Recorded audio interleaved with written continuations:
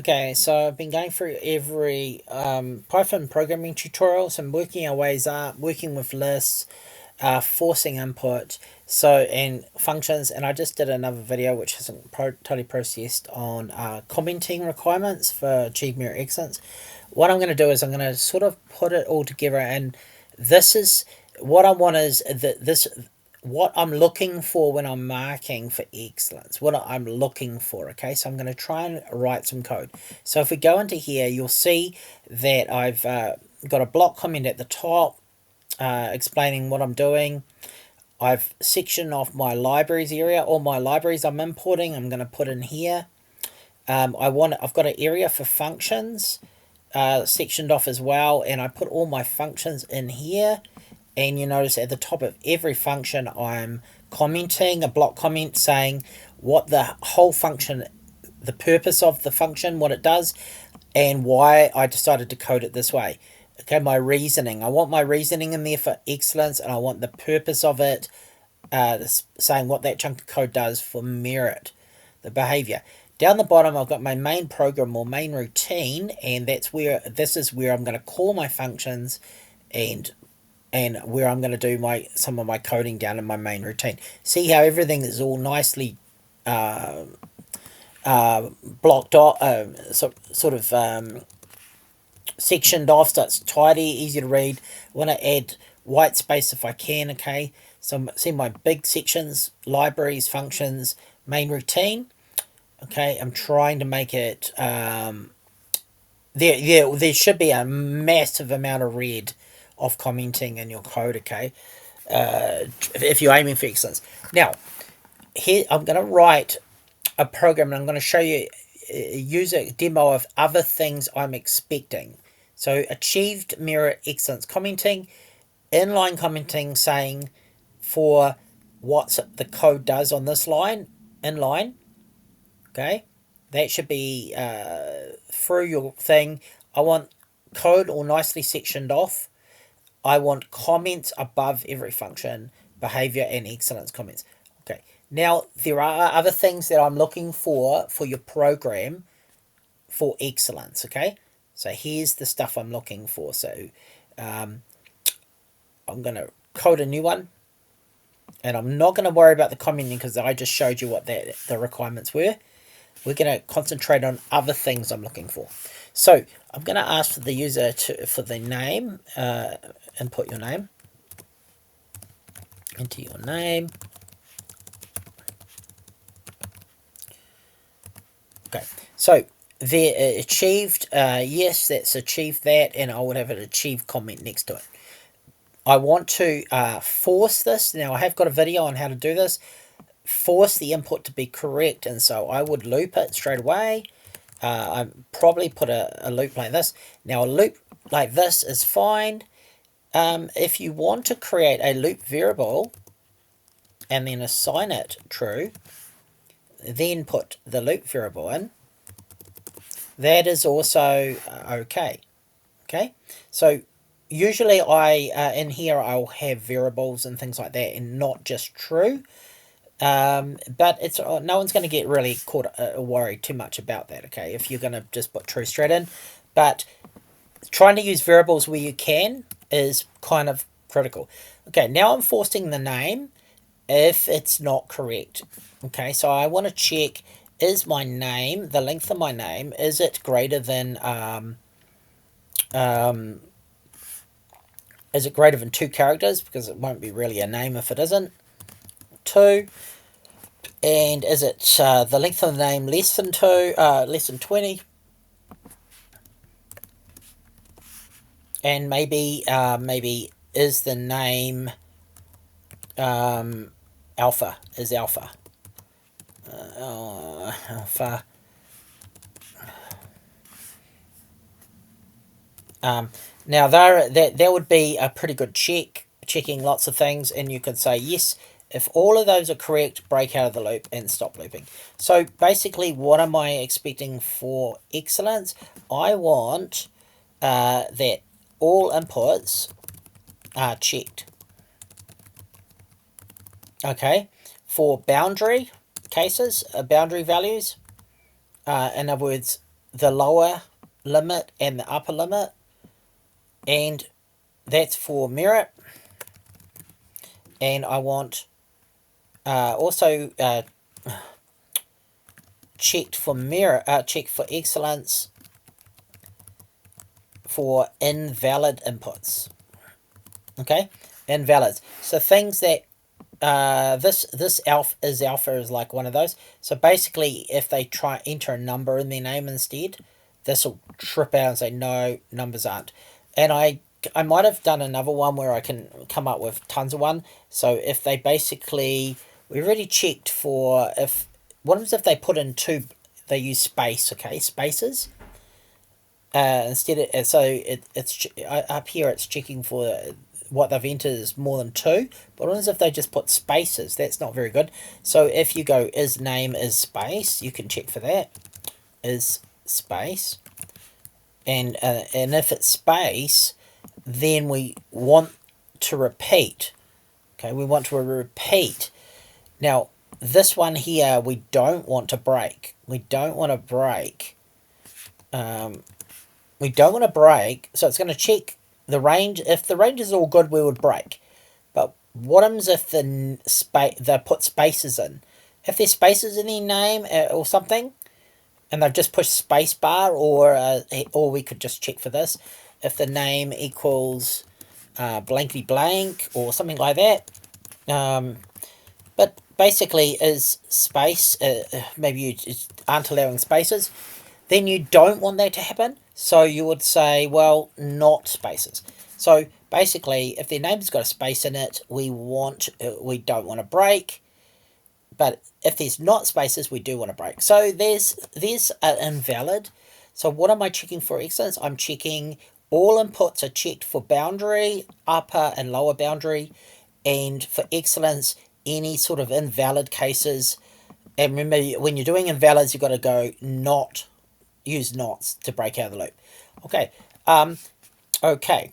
Now, if this was a number and not a name, so if we were using a number and not a name, we're doing age, we would then have to cast it into an integer and say, yep, let's turn it into an integer and say enter your age this time.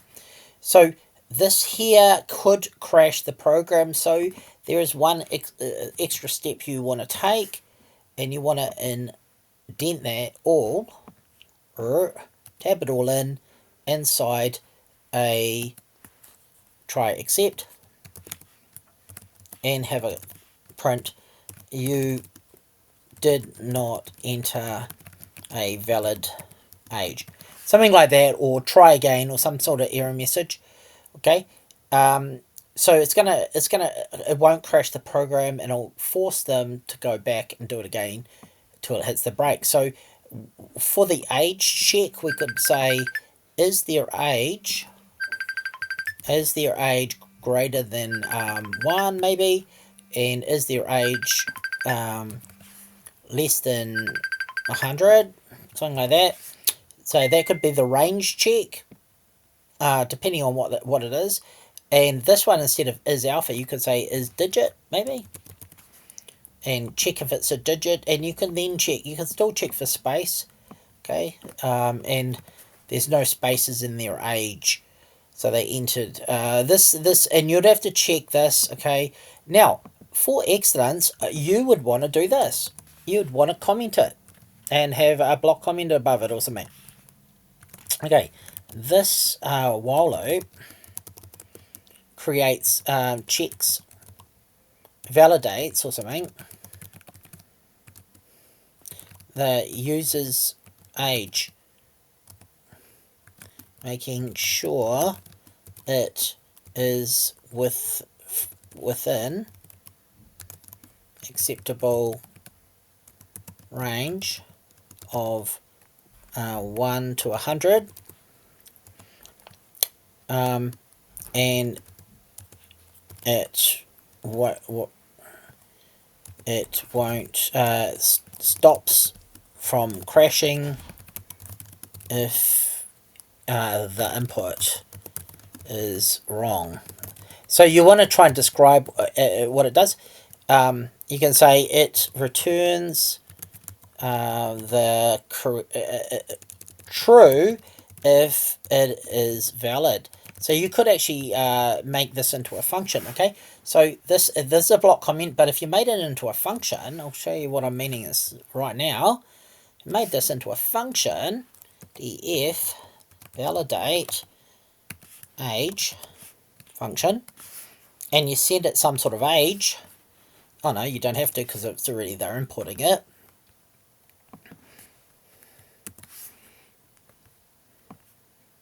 We could indent, tab it in a function, and down here in our main routine, main program or routine, we could call validate age.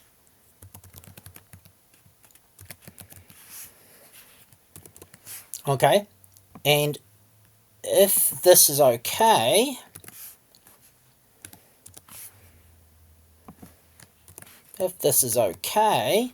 continue. Okay, you could we'll just continue the program. Okay, otherwise, actually, we don't actually have to check it for a if, do we? Because we've done all the validating. That's the whole point of the validate. Actually, that is the point of the validate. We don't have to check it in an if, because the validate will not carry on unless it is validated. So, because that's the whole point of the while loop.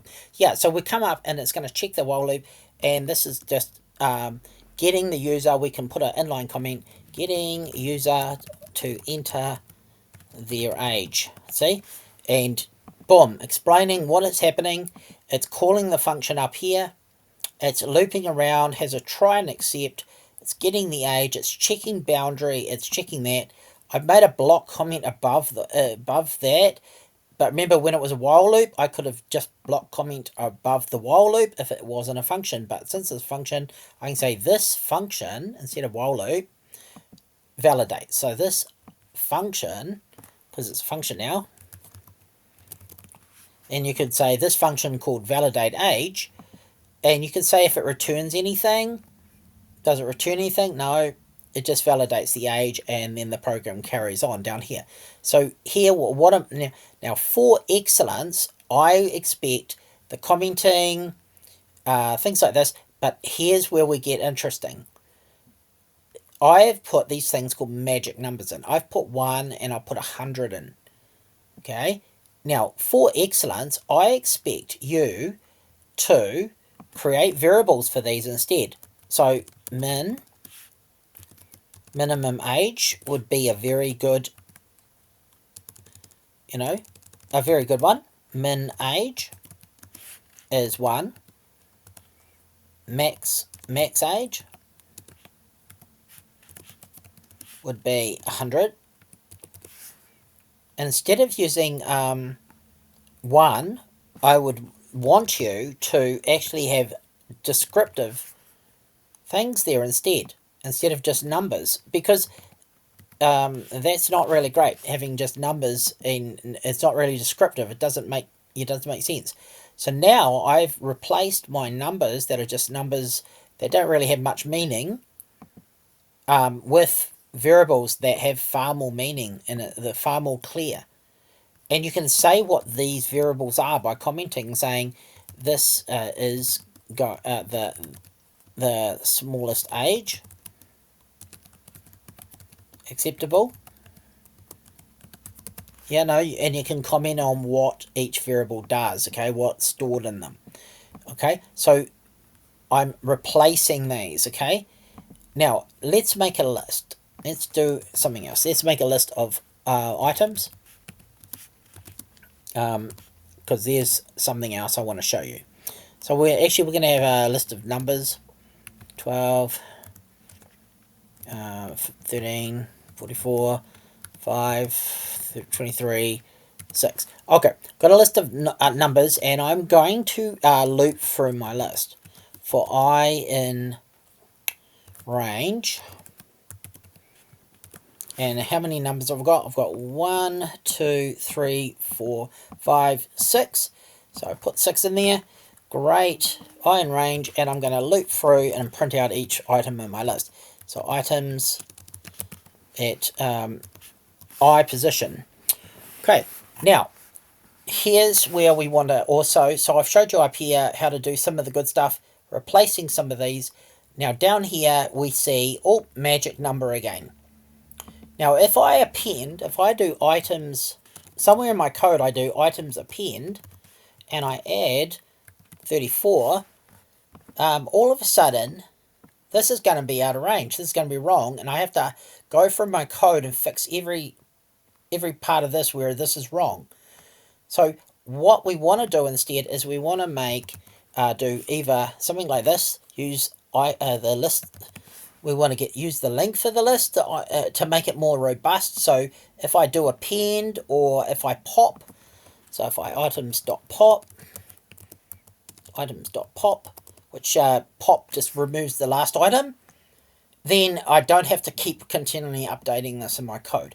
So another way, which would be better, even possibly even nicer than this, or tidier, would be list length.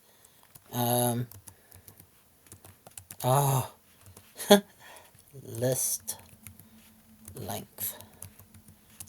Oh man, list underscore length. Okay, so I just want to do something. I'm just trying to demonstrate. Okay, and then I put, instead of this, I'm putting in a more descriptive. Yeah, something like that. I'm trying to make my program flexible, so it's easy to update. So I don't.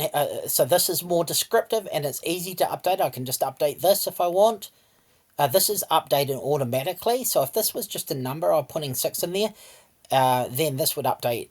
But this is actually this is bad, because since this is changing, the length of the list is changing. This cannot be a constant, can it? It can't be a constant.